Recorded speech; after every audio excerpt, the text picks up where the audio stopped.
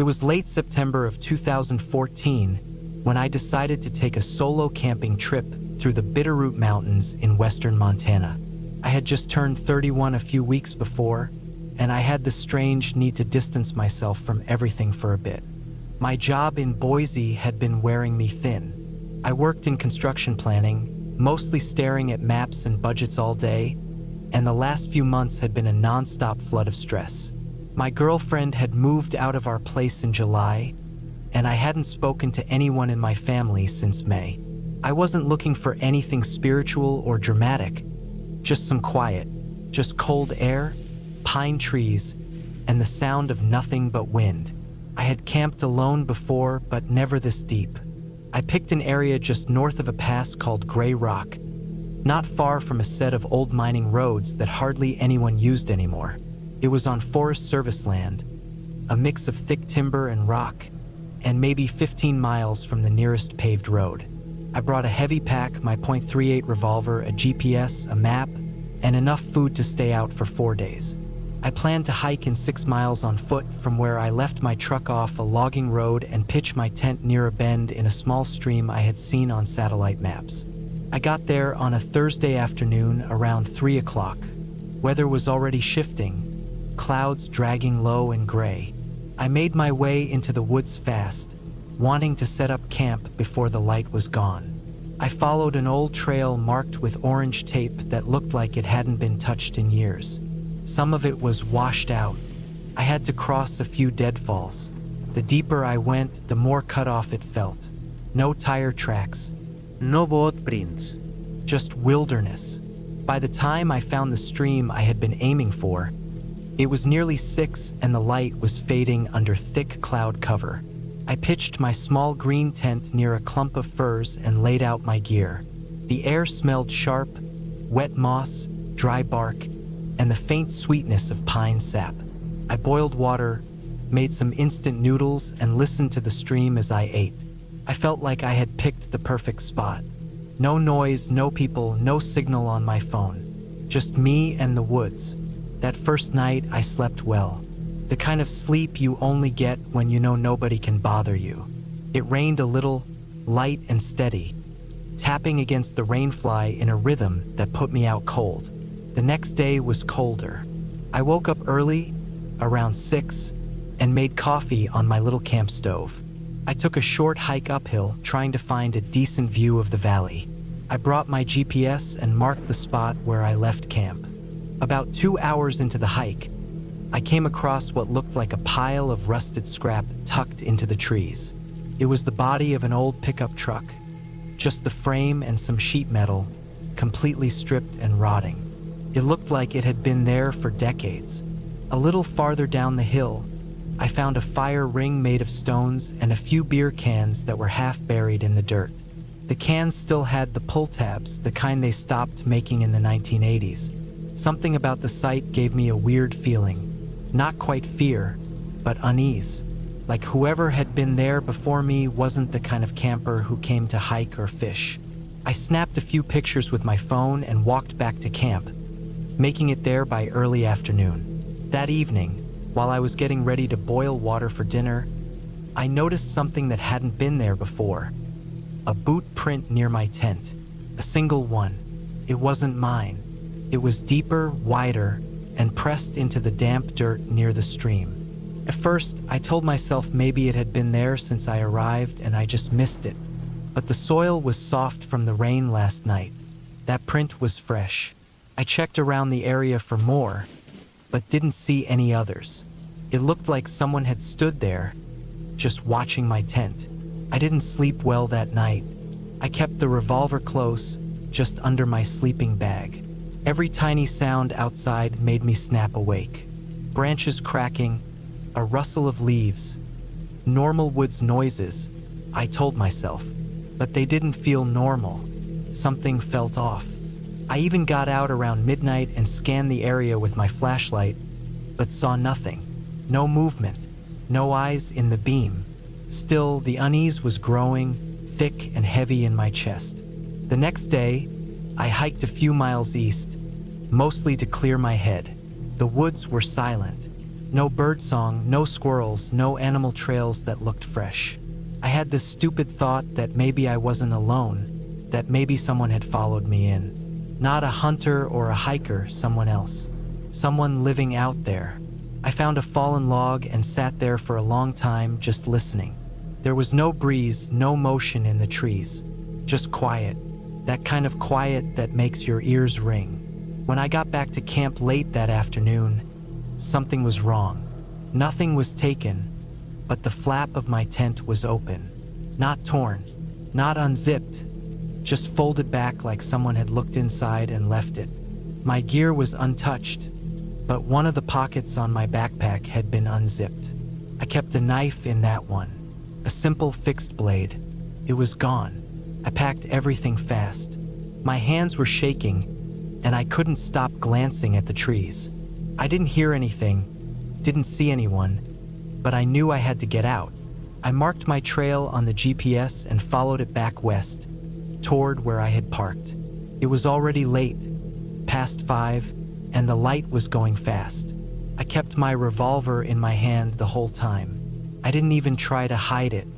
An hour into the hike, I heard something behind me. Light footsteps, branches shifting. I stopped and turned, pointing my flashlight into the trees. Nothing. I kept going. The sounds came again 20 minutes later. Same distance behind me. Not fast, not charging, just following. I stopped again, turned and waited, but the woods stared back at me, silent.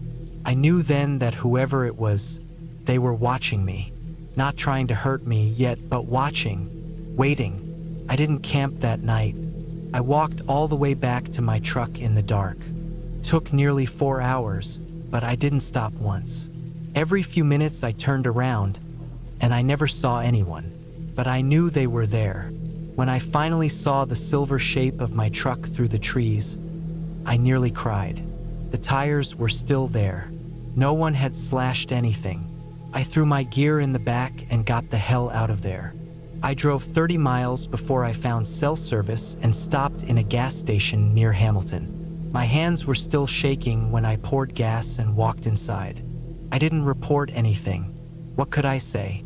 No one had touched me. No one had stolen anything that I could prove. I didn't even see a face.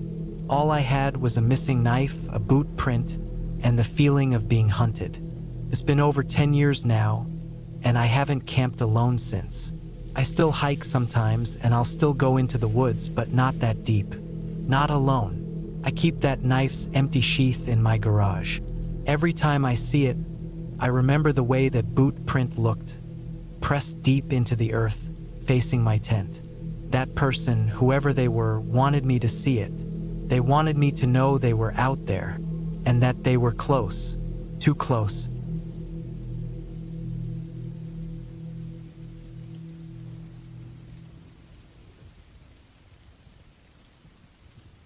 I was 33 when I decided to take a solo camping trip out to a remote patch of woodland in northern Idaho, not too far from the border with Canada. This was in late September of 2016. I had just gone through a rough stretch. My partner had moved out 2 months earlier, and I'd been dragging myself through long, dull days at the office ever since. I needed space, and I figured a long weekend out in the woods would help clear my head. I picked a spot I remembered from a hunting trip years ago. It was deep in the trees, far from the trailheads, and surrounded by uneven terrain, which kept most people away. I loaded up my old green Ford pickup with gear on a Thursday afternoon: tent, sleeping bag, water jugs, small cooler, a couple of tarps, and my rifle. I wasn't planning to hunt, but it gave me peace of mind, being out that far with something solid close by. I had a paper map tucked in the glove box and no plans to use my phone. Out there, the signal dropped off about an hour after you left the highway. The drive out was quiet. The sky was a dull gray, and the air felt colder than I expected for late September. The last stretch was just a rough logging road, all potholes and loose gravel.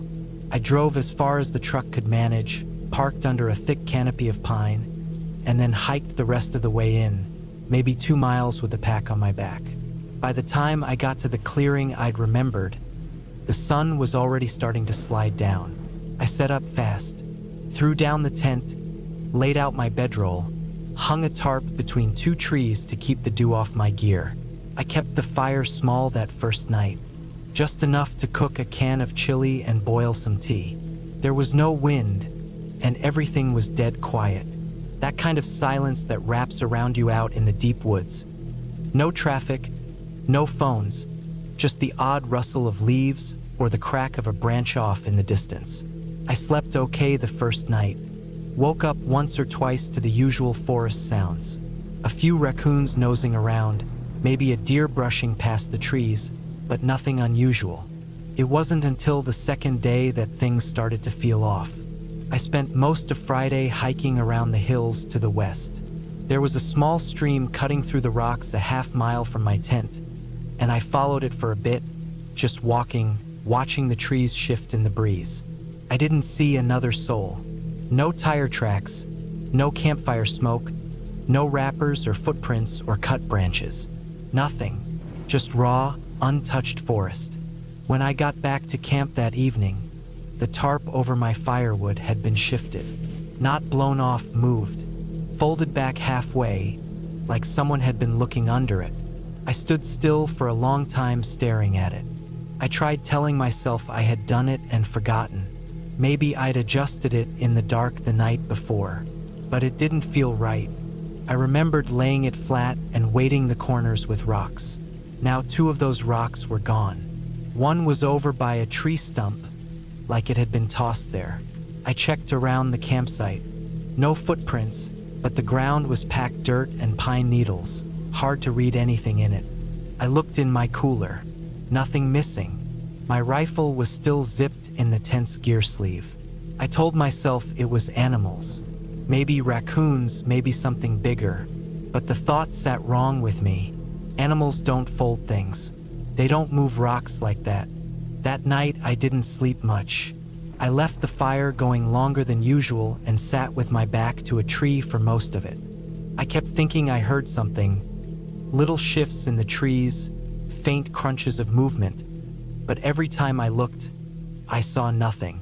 Just shadows and branches. By morning, I was tired and sore and ready to leave. I packed up most of my gear and doused the fire. But something in me didn't want to hike back until the sun was high. Maybe it was pride. Maybe I just wanted to feel like I'd seen it through. I told myself I'd stay one more night and keep everything packed, ready to go. That last day, I didn't wander far. I stayed within eyesight of my gear, drank tea, read an old paperback, kept my rifle propped up beside me. The feeling of being watched didn't go away. It was subtle, like pressure in the air, but it was always there. I didn't hear anything, but I couldn't shake the thought that I wasn't alone. Just before sunset, I went behind the tent to relieve myself. When I came back around, I noticed something sticking out of the base of a tree about 20 feet from where I was sitting. A piece of cloth, black, maybe dark gray. I walked over slowly, heart thumping in my chest. It was a torn strip of jacket or a backpack strap, frayed at one end with a bit of metal grommet still attached. It hadn't been there earlier. I was sure of it. I froze. I looked around, scanning every inch of the woods, every patch of shadow. I couldn't see anything, but my mouth had gone dry. I grabbed my pack, slung it over one shoulder, and picked up the rifle. I didn't wait for full dark. I left. I walked fast, sticking to the trail I'd carved in on, following my own boot prints where I could.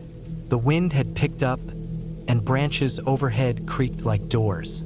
About a mile in, I saw something move. It was off to my left, just inside the trees. A figure tall still. At first I thought it was just a dead tree, but then it shifted, slightly, like it was watching me. I kept walking, didn't run. I didn't want to panic and twist an ankle in the dark. 10 minutes later, I looked back, and it was behind me, not close, maybe 30 yards off, still not moving much, but there, following. I couldn't see details, just the shape, too tall for the average person, or maybe on something like standing on a log or a slope. I didn't want to know. I kept my hand tight on the rifle and walked faster. I didn't stop until I saw the glint of the truck's windows through the trees. I threw my pack in the bed, jumped into the cab, and locked the doors. I sat for a minute, breathing heavy, waiting. Nothing moved, no sound. I turned the key and drove. Got back to the main road and didn't slow down until I hit the town of Sandpoint, over an hour away. I stopped at a gas station and parked under the bright lights, just sitting there for a while, trying to calm down. I never went back to that spot, never even looked it up again on the map.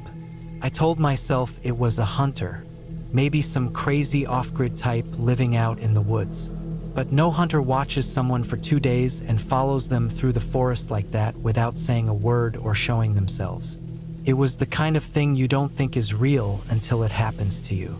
I still go camping now and then, but never alone, never that deep, and I always check my surroundings twice before I set up. Whatever that thing or person was, it didn't want to hurt me, at least not right away. It just wanted to watch. That's what bothers me the most. The idea that someone could sit that close, that quiet, for days, and never make a sound, like it was a game to them, like I was something they were waiting on, or learning about. I was lucky. I left before they decided to do anything more. That's what I tell myself anyway, and I don't go back there anymore.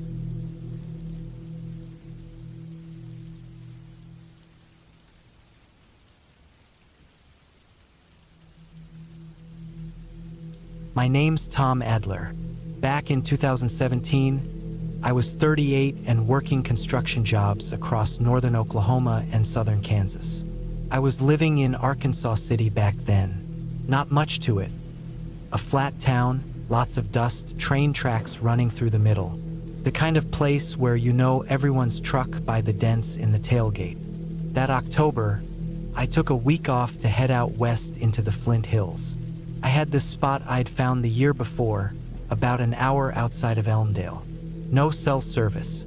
Rough 2-track road leading to a fence gate, then nothing but hills and tallgrass prairie beyond it. The kind of place where the wind moves different. I camp, hunt whitetail, maybe take down a turkey if I was lucky. I packed light, .30-06 bolt action, hunting knife, water filter, one-man tent, cooler, jerky, matches, tarp, and some black coffee. I had my Chevy Silverado loaded up and rolled out before the sun rose that Monday morning. I reached the edge of the property by noon. I had permission to be there. The land belonged to a friend's uncle, an old cattle rancher who didn't run stock anymore, just wild ground now. I parked under a dead cottonwood tree, slung my pack, and started walking. I went in about 2 miles, set up camp just below a ridgeline beside a dry creek bed. Wind cut through the grass like it always does out there, but the sun was warm and everything smelled clean. Nothing but birds and grasshoppers buzzing around. After setting up the tent and making sure everything was squared away, I took the rifle and started walking north along the slope, looking for tracks, scat, or rubs. For the first day, it was quiet. Saw some mule deer moving along the next ridge, but too far off. I sat near a game trail till the sun went down. Then I made a small fire, ate some jerky, drank black coffee from my steel mug, and lay down with the zipper cracked open to let the breeze in. The stars were so bright they looked painted on. The next day was when things started to feel off. I woke up before dawn like I always do out there. I boiled water for coffee and packed a small day bag. Around 6:30 a.m., I started walking westward deeper into the hills where I'd seen some buck sign the previous year. I was moving slow, careful, keeping my eyes scanning the tree-line, my steps quiet. Maybe 2 hours in, I came across something that made me stop. It was a coyote, dead. Not shot, not run over, not rotting. Just stiff, laid out flat on its side in the middle of a small clearing. No blood, no foam around the mouth, no visible injuries. Its eyes were open. I've seen coyotes die in all kinds of ways, traps, poison, bullets, but this one looked placed, like someone had killed it and laid it out neat. I looked around the clearing. No tracks. Grass wasn't disturbed. No drag marks. It didn't make sense. I backed away from it and kept walking, but my gut didn't feel right after that. About 30 minutes later, I crested a rise and noticed movement about 400 yards off. A man walking. At first, I figured it was just another hunter, but then I realized he didn't have orange on. No rifle, no bow. Just walking slow through the grass, parallel to the treeline. That was weird. Nobody else was supposed to be on this land. I crouched down, watched for a while. He didn't seem to notice me. After about 10 minutes, he vanished behind a slope. I decided to head back to camp. I was still 2 miles out, and something didn't sit right. The dead coyote, the guy without gear, no sign of any hunting. Just didn't feel right. Back at camp, everything looked untouched. Tent was zipped. Cooler still shut tight. Nothing out of place. But I couldn't shake the feeling that someone had been nearby. That night, I didn't make a fire. I ate cold jerky, drank cold water, and lay in the dark with my rifle beside me. Around 2:30 a.m., I heard movement. It wasn't an animal. I know the difference. Deer move fast and light. Coyotes yip and scurry. This was slow, deliberate, one step at a time. Grass crunching, not far from the tent. I lay still, heart hammering in my chest. My hand was wrapped around the rifle grip. I didn't move, didn't make a sound. The steps stopped maybe 20 feet away. Then I heard breathing. Not loud, but there. It stayed like that for maybe a full minute. Then the steps moved again, back the way they came. I waited another 10 minutes before unzipping the tent just an inch and looking out. Nothing, just the wind and tall grass waving. I didn't sleep the rest of the night. The next morning, I broke camp, packed everything in silence. No breakfast, no coffee. Just rolled up the gear, slung my pack, and started walking fast. I didn't even look for deer. I had my eyes on the hills. When I got back to the truck, something was wrong. The driver's side mirror was twisted backward. Not broken, just bent, as if someone had walked past and pushed it. My truck was locked. No windows broken, but I know I didn't leave the mirror like that. I got in fast, turned the key, and drove. I didn't stop till I was halfway back to town. Pulled into a gas station in Cedar Point and sat there with my hands on the wheel. Felt like my chest was being squeezed. I kept thinking about that man. No gear, no orange, just walking out there like he owned the place. Then the coyote laid out like that. Then the steps at night. Then the mirror. It wasn't a random hunter. Someone was watching. Someone was out there, and they weren't hunting deer. I never reported it. What would I say? A guy bent my mirror and watched me sleep in the woods? No crime in that. But I didn't go back there. Not that year. Not the next.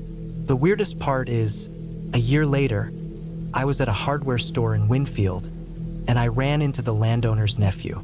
I mentioned the spot, casually asked if anyone had ever messed around on that land. He paused and said, "There's a guy that lives around there, keeps to himself. Folks call him Clive or Cliff or something. Not right in the head. Thinks the whole valley's his. People used to see him walk the ridges. Doesn't talk. Wears the same old coat all year." That was all he said. I nodded, paid for my stuff, and left. Since then, I've gone on a lot of hunts. I've camped in worse weather, deeper forests, higher mountains. But I've never felt that watched again. Like I was being studied. Some part of me knows I was lucky. I packed up. I left. I didn't wait for the next night. And maybe that's the only reason I'm here writing this down now. Because I listened to my gut before it was too late. And that's something you learn if you spend enough time alone in the wild. Animals don't scare me.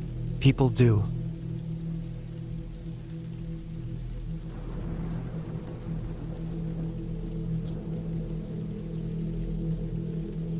It was the spring of 2016. I had just turned 31, and I'd been working at a construction site in Oxfordshire, England, for almost 7 years by then. The kind of job where every day felt the same. Steel boots, dust in your lungs, rain in your face. I needed to get away from everything for a few days. I needed quiet, not the kind you get in a pub when you're too tired to talk, but proper quiet. I remembered this spot I'd once passed during a short hike years back, up near the Chiltern Hills. It was off the path, behind a line of thick beech trees, and the land dropped into a shallow hollow between two ridges. Nobody went that deep in. No caravans, no day trippers. Perfect. I packed light. Just a single-person tent, a rucksack with dry food, a gas burner, waterproofs, knife, compass, and my old army surplus sleeping bag. I brought my small torch and a spare set of batteries, even though I thought I wouldn't need much light. I wasn't planning to move around much after sundown. I left my phone in the glove box of my van when I parked on the edge of a gravel levee about 2 miles from the site. I didn't want signal, didn't want distractions. I just wanted to disappear for a bit. The walk-in was wet. Rain had passed earlier in the day, and the mud was soft, clingy. Every few steps, my boots made that sucking sound as they lifted free of the muck. The wind was barely there, just enough to stir the tops of the trees. The deeper I went, the quieter it became. That kind of quiet where you start hearing yourself blink, your own heartbeat in your ears. I found the spot just like I remembered it. A shallow dip in the land, with a ridge curving on the far side like a natural wall. The trees stood dense behind it, felt hidden, secret, like something had kept people out for years. I set up camp in the middle of the hollow. I made sure the tent faced away from the slope and toward the thickest part of the tree line. The ground was soft but dry enough to stake down. By the time I had things sorted, it was around 5. The light was already dim, that dull gray you only get in England when the clouds hang heavy.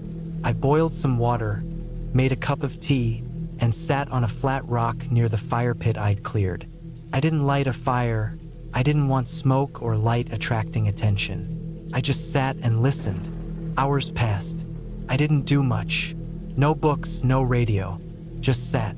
I ate a packet of salted peanuts and an energy bar and washed it down with the rest of the tea. It got darker fast. That thick rural dark where nothing cuts through. The kind of dark that makes you forget distance. Makes the trees look like they're creeping closer. By 9, it had started to rain again. Not heavy, just steady, cold. Annoying. I zipped up the tent and lay inside the bag, watching the roof as the rain tapped on the fabric. I stayed like that for what felt like forever, eyes open, listening. Every so often, I'd hear water drip from a leaf or the wind shift slightly. It was calm. I drifted off at some point, don't know when. I woke up sometime after midnight. No watch, no phone, just a feeling. Something pulled me out of sleep like someone had snapped their fingers. I didn't move at first. I just lay there listening. The rain had stopped. Not a single drop. No wind. Dead still. That's what got me, the stillness. Like something was waiting. I reached for the torch and switched it on. Weak beam, but enough to show the inside of the tent. Nothing out of place. But I noticed something odd. The front flap of the tent. The zip was down about 3 inches. I was sure I'd zipped it all the way. I remember doing it. I'm the kind of person who checks things twice. I stayed frozen like that for a good 5 minutes, listening hard. Then I slowly reached out and zipped it shut again. I turned off the torch and waited. Could have been the wind earlier, I told myself. Maybe I didn't close it all the way. Maybe I bumped it in my sleep. I kept telling myself things that made sense. But I didn't sleep after that. At some point, I started hearing a faint rustle. Not wind, more deliberate, like someone gently dragging a foot over wet leaves. It wasn't close. It was coming from the ridge behind the tent. I sat up slowly and unzipped the bag. I slipped the torch into my hand and sat there, not moving. The sound kept going soft, then nothing, then again, then silence. Stopped for a while. Could have been a fox, a badger. I knew those hills weren't empty, but the way it moved didn't feel like an animal. It had too much pause between steps, like it was thinking about each one. Then, without warning, there was a flash of light from up on the ridge, like someone struck a lighter once. Just one flicker, then gone. No footsteps after that. Just the light, that small flick of yellow against the dark. I turned the torch on, unzipped the tent, and stepped outside. My boots squelched in the damp earth. I moved slowly, trying not to breathe too loud. I pointed the torch up toward the ridge, but it didn't reach far. Just shadows. I waited. Nothing. No movement. But I knew what I saw. I didn't go back inside the tent right away. I walked around it once, shining the torch over the ground. There were marks, nothing clear, but I could see some indentations, like something had circled halfway around the tent and then gone back toward the ridge. I don't scare easily, but I felt something I hadn't felt since I was a kid, walking home alone late at night, like I was being watched and whatever was watching wasn't in a hurry. It was just waiting. I went back into the tent and zipped it tight, pulled the knife from the side pouch of my bag, and kept it close. I stayed like that until morning. No more sounds, no more lights, just silence. I didn't sleep at all. By first light, I had packed everything. My hands were cold, but I didn't stop to eat or even drink water. I just packed and left. Didn't care about the mud or the weight on my back. I kept checking behind me as I walked. Every few hundred steps, I'd turn around. Nothing there. No sounds. But I still felt it, like someone was just out of view, walking a little behind. When I got back to the van, I sat inside for nearly 10 minutes before turning the key. Just sat there, breathing hard, trying to shake that crawling feeling under my skin. That feeling that something had gotten too close. Took me days to really feel normal again. I didn't tell anyone. What would I even say? That someone lit a lighter once in the woods? That I heard some steps and a tent flap was slightly open? People wouldn't get it. But I knew. It wasn't about what I saw. It was how it all felt. Whoever was up there wasn't lost. They weren't camping. They weren't trying to scare me either. They were just there, watching, waiting. I never went back to that part of the hills. I still go camping, but never alone, and never without my phone.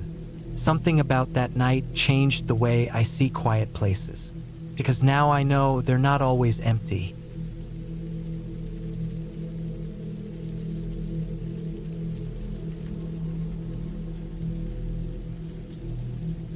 I was 34 the year it happened, living in Devon, England, working long hours at a furniture warehouse just outside of town. It was late September 2013 when I decided I needed a break. Something quiet, just me, a tent, and the sound of rain in the woods. I had this idea in my head that camping alone in bad weather would be peaceful. Less people, fewer distractions. I wasn't after some big adventure or spiritual moment. I just wanted to sit in my tent, read, make a fire, and fall asleep to the sound of wind through trees. I picked a spot I'd been to a few times before, about an hour and a half's drive from my place. It was in a patch of forest tucked off a gravel road that most people overlooked. I had found it years earlier when I was still into hiking with a few old friends, before life started to get in the way of everything. The trail that led there was unmarked, and unless you already knew about the place, you wouldn't stumble onto it by accident. That Friday morning, the sky was already gray when I loaded the car. I brought everything I needed: tent, food, water, 2 torches, extra batteries, firewood, my small axe, and a heavy waterproof coat. It started drizzling halfway into the drive. By the time I parked near the trailhead, the drizzle had turned to steady rain. I remember sitting in the car for a while, just listening to it drum on the roof, wondering if maybe I should come back another weekend. But I got out anyway. The hike in was slower than usual. The trail was soft and muddy, and the undergrowth was slick. It took me nearly an hour to reach the spot, which sat between a stretch of tall pines and a small, shallow stream that wound through the woods. I found the old clearing still mostly untouched, though one tree had come down, probably from a storm earlier in the year. It was quieter out there than I remembered. No birds, no insects, just the soft hiss of rain in the leaves. I set up my tent fast and got a small fire going using dry wood I brought from home. Everything around me was soaked. The fire gave off more smoke than heat, but it was enough. I sat for a while, made tea in my little kettle, and ate cold sandwiches. My boots were already soaked through, and my coat wasn't doing a great job anymore, but I still felt all right. I liked being cut off. I liked the silence. It was past 6 by the time I turned in for the night. The rain got heavier then. I lay back inside the tent, head on my rolled-up coat, listening to it pound against the canvas. The wind picked up, shaking the sides of the tent every now and then. It was a kind of white noise that made it easy to fall asleep. But I didn't sleep long. I woke up sometime later. How much later? I don't know. It was still dark, and the rain hadn't let up. What woke me wasn't a sound at first, but a feeling. That kind of tight, uneasy feeling in your chest, like something's not right, even if you can't say what it is. I stayed still, listening. That's when I noticed it. A sound that didn't belong. There was movement outside. Not the random rustling of wind or branches, but steady footsteps. Slow, deliberate, wet shoes or boots in soaked grass. A few steps, then a pause, then a few more. It was close, just a few meters from the tent. My skin went cold instantly. I thought maybe it was an animal, but it sounded too heavy for that. It wasn't quick or skittish like a deer. It had weight. I didn't move. I kept breathing as quiet as I could, listening. The footsteps came closer, then stopped completely. I imagined someone standing out there, just beyond the thin wall of fabric, maybe watching the tent, maybe trying to hear if I was awake. I didn't have any weapons with me besides a small folding knife I used for food. I had my axe, but that was outside, leaning against a tree near the fire pit. I stayed perfectly still. I didn't unzip the tent. I didn't even reach for my torch. I just lay there, waiting, heart thudding hard enough that I was sure it could be heard outside. A few minutes passed like that. I heard nothing but rain and wind again. I started to think maybe it had just been the storm playing tricks on my ears. Then, from further away this time, I heard it again. Movement, wet footsteps in the mud, this time heading away. I didn't sleep again that night. By morning, the rain had slowed, but a thick fog had settled over everything. The ground was waterlogged. I stepped out of the tent carefully, scanning the area. There were footprints, clear ones, human. A single set that came from the direction of the woods, circled around the far side of my tent, and then disappeared back the way they came. I knelt and touched one. It was fresh, deep. Whatever boots made them had heavy tread. I packed everything up quickly, skipping breakfast. I didn't want to wait around. The sense of calm I'd come looking for was gone, replaced by something else, like I'd been seen or followed. I checked my gear. Nothing was stolen. Nothing was moved. But the fire pit was full of water and ash, and my axe was gone. That was the part that really got to me. I looked around, thinking maybe it had just fallen or got kicked over in the dark. I searched the trees, the edge of the clearing, even the trail for 30 minutes. But it was gone. Someone had taken it. The hike back felt longer. I kept stopping, listening, checking behind me. The rain started again halfway to the car. I kept my head down, moving fast, heart racing every time I heard a branch snap or a bird take off from the underbrush. When I finally reached the car, I threw my gear in the back without organizing anything and got in, locking the doors. I sat there for a long time, soaked and shivering, waiting for the feeling to pass. But it didn't. Not for days. I didn't report anything. What could I say? That someone walked around my tent in the rain and stole an axe? That I didn't see a face or hear a voice? It didn't seem like something the police would care much about. No harm done. Nothing damaged. Just fear. Pure crawling fear. But I never went back there again. I kept camping, but only at public sites.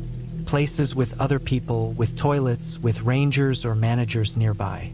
I never again went off into the woods alone, especially not in the rain. Sometimes now, when it rains at night and I can't sleep, I still think about those footsteps, about how close they got, how they stopped right beside the tent. And I think about the axe, whether it was ever meant to be used, or if taking it was just a way to let me know someone had been there. That I wasn't alone, and that they had stood there in the dark, listening, just like I had.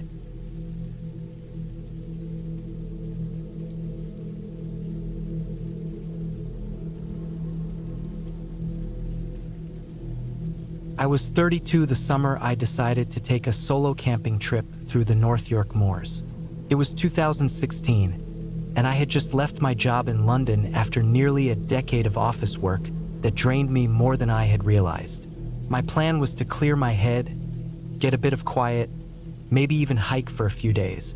I packed my gear, got in my car, and drove up toward a quiet patch of forest near the village of Rosedale Abbey.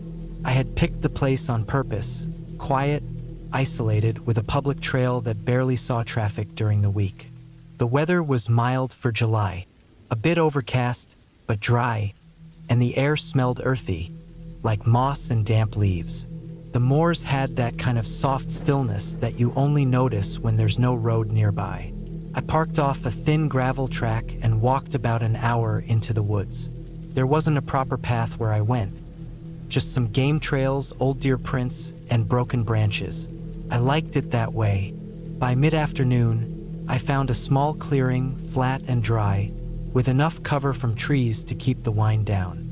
I pitched my tent, laid out my gear, and boiled some water for tea on my camp stove. It was peaceful. The trees didn't move much, and the only sound was the occasional chirp of birds or rustle of small animals.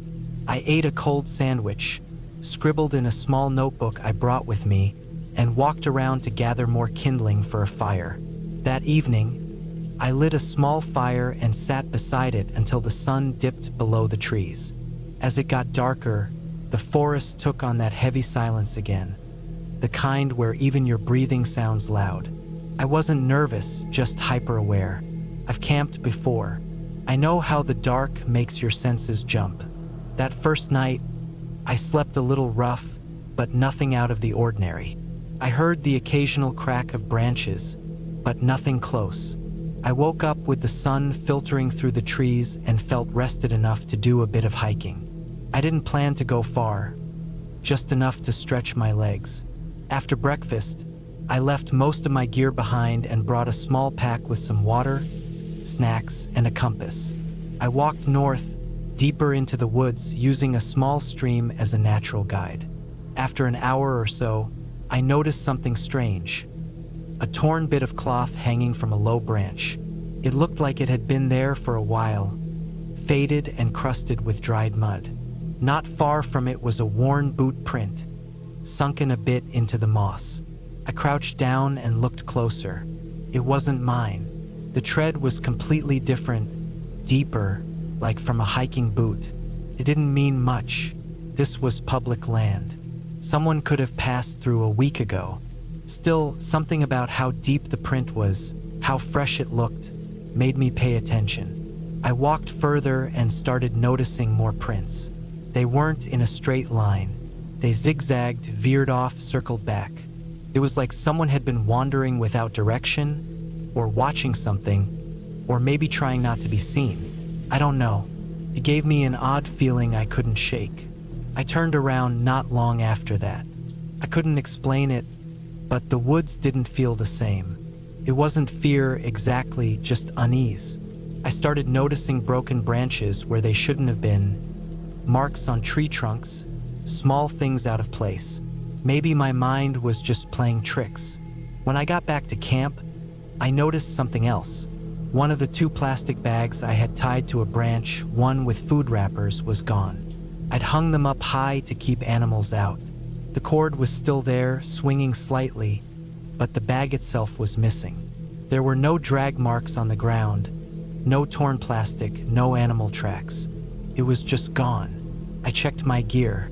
Nothing else was missing. That night, I didn't light a fire.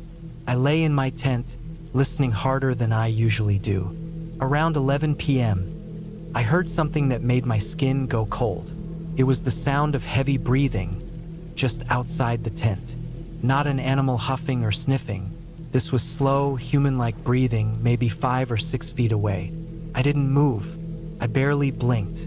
I just lay still, staring up at the thin fabric of the tent, listening to every single breath. It lasted maybe a minute.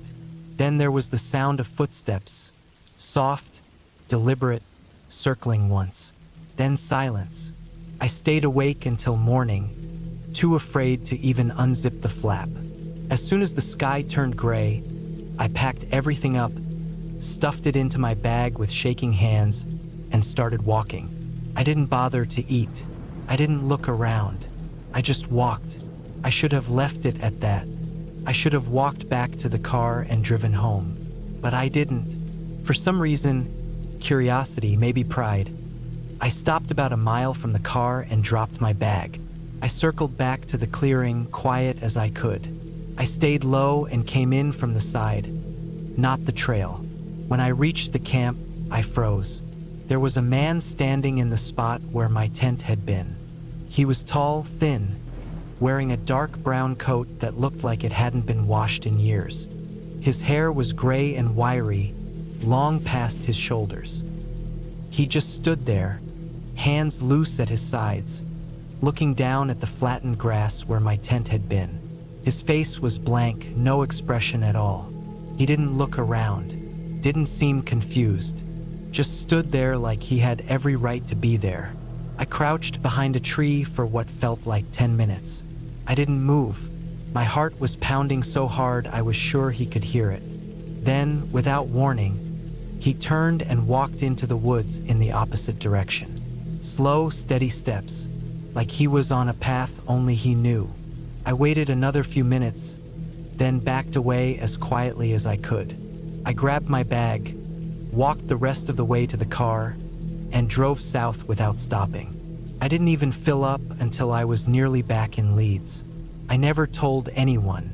I didn't report it. What would I even say?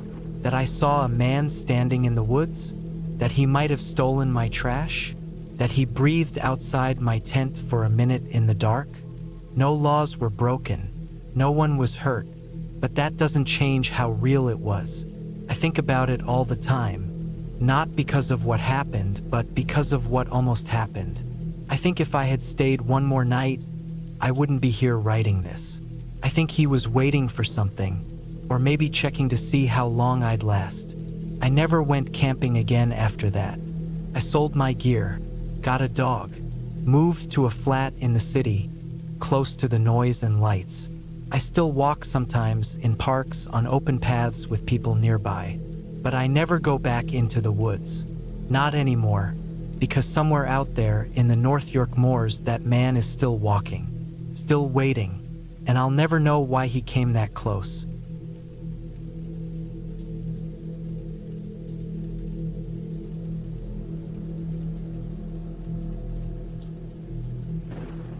It was the summer of 2013 when I went camping alone near the Simmeron Ridge in northern New Mexico. I was 33 at the time, single, and working as a delivery driver out of Taos. I wasn't much of a people person, and the long hours on the road suited me. I'd taken 3 days off that week to get out into the wild. I'd been meaning to explore that area for months, and it felt like a good time to disconnect from town life. I didn't tell many people where I was going. I just packed my old Toyota Tacoma with a cooler of food, a tarp, a small one-man tent, a .22 rifle I used for varmint control, and a book I never ended up reading.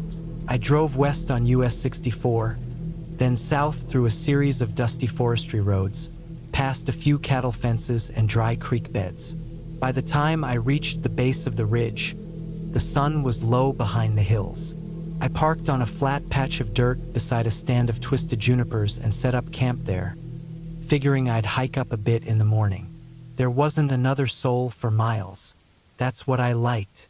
It was dead silent apart from a bit of wind and the occasional call of a hawk overhead. The sky turned pink as I made a small fire and cooked a can of chili over the flames. It was peaceful, exactly what I needed. That first night passed without anything strange. It got cold around midnight, colder than I expected, and I had to pull my sleeping bag tighter around me. I didn't hear a thing all night. No coyotes howling. No wind, just silence, the kind that makes your ears ring a little. The next morning, I hiked partway up the ridge, took some photos on my phone, and sat for an hour near a dead tree watching a family of mule deer move through the brush below. I spotted a few strange tracks in the soft dirt by a dry stream, a set of boot prints that didn't belong to me. They were narrow, like they belonged to someone with a small foot, but the stride was long, too long. It didn't make sense. I figured maybe someone had passed through a day or two before me. Still, I looked around for a while, trying to make sense of the pattern, but it led into a pile of boulders and stopped. That evening, I walked back to camp feeling a little unsettled. I started to get that feeling like I was being watched, but every time I turned, it was just trees and shadow. It's funny how easily the mind starts to slip when you're alone for long stretches. I kept telling myself that. Just nerves. That night, I didn't sleep as well. Something moved outside my tent around 3 in the morning. It wasn't the wind. I heard slow footsteps crunching pine needles. Not a deer, too heavy. I laid there, holding my breath, waiting for it to go. The steps circled once, then faded off. I waited until dawn before stepping out. There were marks in the dirt again. Bare feet this time. Thin, long toes. I don't mean animal tracks. I mean feet. Human feet, but longer than normal, with unusually spread toes. I stared at them for a long time, trying to make sense of them. My stomach felt tight. I almost packed up right then, but I convinced myself it could have been some local messing around. Maybe even a junkie squatter hiding out in the woods. I knew how remote it was, though, and I knew it wasn't likely. The third day, I stayed near camp. I didn't feel like wandering far. I kept my rifle closer. Every once in a while, I thought I heard branches snap in the distance, but every time I looked, it was nothing. I tried to read but couldn't focus. I didn't even bother starting a fire that night. I just climbed into the tent and zipped it shut while it was still light. At some point after midnight, I woke up. Something was pressing into the side of the tent. Not hard, just enough that the fabric caved in near my head. I didn't move. I just laid there, heart racing, listening. I could hear breathing, shallow and wheezy, right outside. Then it stopped. The pressure pulled back. After a minute, I grabbed the rifle and quietly unzipped the tent, staying low. I shined my flashlight in a wide arc. Nothing, just dry grass and the tree line about 40 yards off. I stood still, listening. That's when I saw movement, just barely. A figure slipping behind a tree. Tall, thin, naked maybe, but it didn't move like a man. It moved quick and low, shoulders hunched, arms too long. I stayed awake until morning, sitting beside the fire pit with the rifle in my lap. I didn't hear anything else, just the occasional rustle of wind. I don't think I blinked for 2 hours straight. The next morning, I decided I was done. I packed up fast, barely ate, and was ready to head out by 8. But when I got to my truck, I stopped cold. There were handprints on the side of the driver's door. Greasy, smudged, long-fingered, like someone or something had gripped the door in the night. My truck was locked, but I still checked inside. Nothing taken, nothing moved. That dirt road back felt longer than it should have. I kept glancing in the mirrors, expecting something to step into the road behind me. When I reached the paved highway, I finally felt like I could breathe again. Back in Taos, I didn't tell anyone what I saw. I washed the truck, put the gear away, and tried to forget. But I didn't sleep well for weeks. Every sound outside my apartment made me freeze. I kept seeing those handprints in my head. I looked online a few times, searching terms like long fingers in woods and weird human footprints camping New Mexico. That's when I kept seeing the same word over and over, skinwalker. I'd heard the term before, but I didn't believe in stories like that. Still don't. But something followed me out there. Something that wasn't just a man and wasn't just an animal either. I don't think it wanted to hurt me, at least not that time. It just watched, got close, too close, like it was trying to understand me, or copy me. I haven't gone camping alone since then. I still get the urge sometimes, especially when work gets heavy or life feels loud. But then I remember that third night, the breathing outside the tent, the figure slipping between the trees, the handprints. Whatever it was, it's still out there, somewhere in those hills, watching something else now, or maybe waiting for me to come back. And I never will.